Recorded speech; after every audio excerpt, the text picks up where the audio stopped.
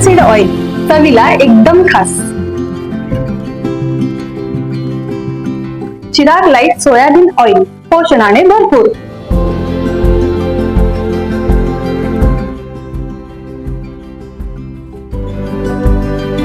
Chirag light तेल, खाओ बढ़िया खिलाओ बढ़िया. कार्प माशाच्या शिकारी स्पर्धेत शफीक पटाईत अव्वल. कोथळी येथे पश्चिम महाराष्ट्रातील भव्य स्पर्धा. 2 लाखापर्यंत पारितोषिके. 98 स्पर्धकांचा उत्स्फूर्त सहभाग. कोथळी तालुका शिरोळ येथील कोथळी परिसरात पश्चिम महाराष्ट्रातील पहिली आणि सर्वात मोठी कार्प माशाच्या शिकारीची स्पर्धा मोठ्या उत्साहात पार पडली. हरिपूर येथील मेजर रणजित गायकवाड यांच्या पुढाकारातून आयोजित या स्पर्धेला महाराष्ट्रासह इतर राज्यांमधूनही स्पर्धकांचा मोठा प्रतिसाद मिळाला. कृष्णा नदी काठावर रंगलेल्या या स्पर्धेने क्रीडा व छंद या दोन्ही दृष्टीने नवा आदर्श निर्माण केला. या स्पर्धेत किनी वटार येथील शफीक पटाईत यांनी 5 किलो 445 ग्रॅम वजनाचा कटला मासा पकडत प्रथम क्रमांक पटकावला. त्याच्या या कामगिरीबद्दल त्यांना 50,000 रुपये रोख, शील्ड व मासेमारी साहित्य देऊन सन्मानित करण्यात आले.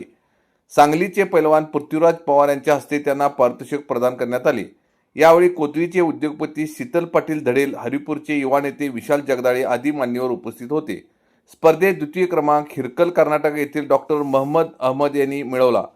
त्यांनी 2 किलो 390 ग्रॅम वजनाचा मिरगल मासा पकडत 30,000 रुपये रोख, शील्ड व मासेमारी साहित्याचे बक्षीस मिळवले.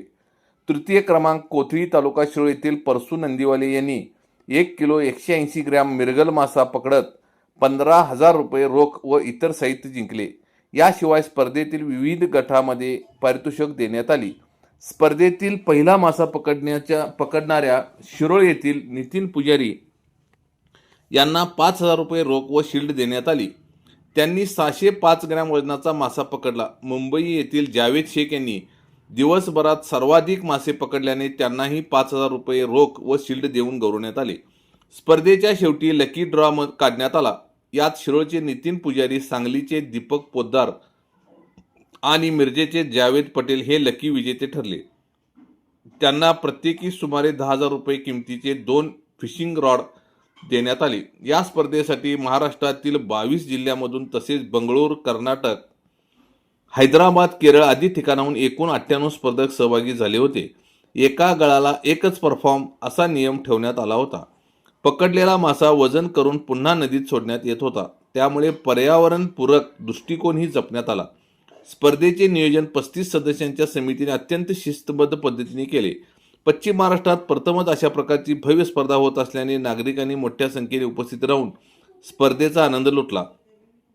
कृष्णा नदी काठावर दिवसभर उत्साहाचे वातावरण होते. आयोजक मेजर रणजित गायकवाड यांनी सांगितले की ही स्पर्धा सकाळी 5 ते सायंकाळी 7 पर्यंत पार पडली. पुढील काळात वर्षातून 4 वेळा अशा स्पर्धांचे आयोजन करण्याचा मानस असून कॅच फिशिंग आणि हेडलाईन पद्धतीच्या स्पर्धाही घेण्यात येणार आहेत. 2026ची कॉम्पिटिशन आम्ही घेतली होती कार फिशिंगची. तर कॉम्पिटिशन खूप छान रीतीने पार पडली.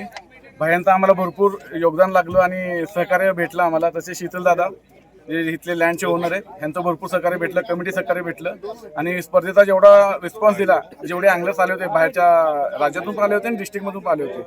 सकाळी 5 वाजल्यापासून ते संध्याकाळी 6 वाजेपर्यंत सगळे इथे स्टडी होते. तर प्राइज डिस्ट्रीब्युशन झालं तर आम्ही एक अनाऊन्समेंट केली. इथून पुढे वर्षातून 4 कॉम्पिटिशन आम्ही घेणार आहे. त्यातली सगळ्यात पहिली कॉम्पिटिशन असेल कार फिशिंगची, त्याला सेम प्राईज राहील. त्याच्यानंतर आम्ही जसं पहिला पाऊस लागेल त्यावेळेस एक हँडलाईनची सेपरेट कॉम्पिटिशन आहे. कारण की हँडलाईनचे भरपूर असे अँगलर्स आहेत की त्यांना स्पर्धा खेळायची पण स्पर्धा हँडलाईनची कुठं होत नाही. तर आम्ही हँडलाईनची पण कॉम्पिटिशन घेणार. त्याचा प्राईस पण 50,000 रुपये ठेवणार आहे आणि एक कंबाईन घेणार आहे. त्यावरती रॉड, रील तुम्ही हँडलाईनवरती पण घेऊ शकता. आणि त्या कॉम्पिटिशनमध्ये तुम्ही कोणतेही फिश कॅच केला, चिलापिया असून दे, मांगूर असून दे, शिवडा असून दे, मरळ असून दे, ते सगळे फिश काउंट होतील. आणि चौथीची कॉम्पिटिशन असेल ती फक्त स्नेकेटची असेल थंडीमध्ये.